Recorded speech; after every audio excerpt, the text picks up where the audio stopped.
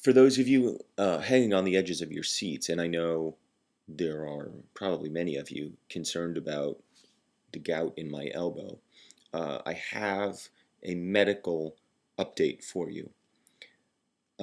Steve, thank you for your theory that I banged my elbow and somehow didn't know that. Are you a fucking moron? What are you talking about? How would I bang my elbow so hard that it would swell to the size of a tennis ball and then just have no memory of having done that? Yes, I take Ambien, but I don't take that much Ambien that I would black out pain like that. That I would black out an incident where and it was like I don't recall that happening. That didn't happen. I don't have a sore elbow from unwittingly smashing it into something. You dolt. And Phil, I owe you an apology because you were not being a dick, although you had a dickish tone. I just have a hard time taking a compliment. And having reviewed that video that you were referring to, I still don't understand why you were complimenting me on it. But I will take it, and I will own it, and I will hug it, and hold it to me. I went to the doctor today to get confirmation of my self-diagnosis of gout. When I arrived, I told the nurse of my condition. Then she sent in a visiting resident from the local hospital who examined me and came to her own conclusions, which she did not share with me, about what was causing my elbow inflammation and pain.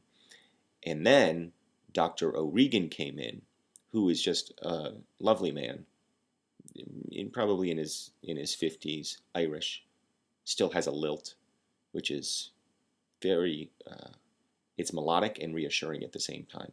It's a reassuring melody. Michael, I'm Dr. O'Regan, and it says here that you're having pain on your elbow.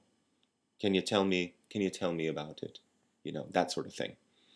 You feel reassured just listening to that. So he inspected my elbow, and you can kind of see the redness here.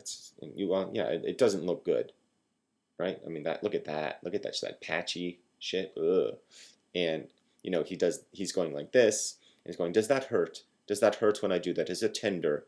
And he's going like this, and then he's doing an elbow to elbow comparison, which I like, because he has the control here, in this elbow, which is totally fine and healthy, and then, oh yeah, and he's nodding.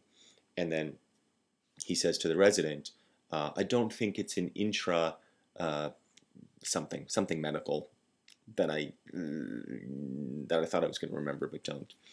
And then he says to me, I don't think you have the gout. And he did not say the gout. In fact, nobody mentioned gout the entire conversation, but for the purposes of my reconstruction, he says, I don't think you have the gout. And I don't think he would have referred to it as the gout either. But for the purposes of this reconstruction, he says, Michael, I don't think you have the gout. What I think you have is bursitis. And if you picture your elbow as we all have bursa, and they're like sheets of saran wrap, and you've got two of them. I do, she does, referring to the resident who was black. And it seemed racist to me that he would refer to, like, he would point to her and say she, like, even she does, wink wink.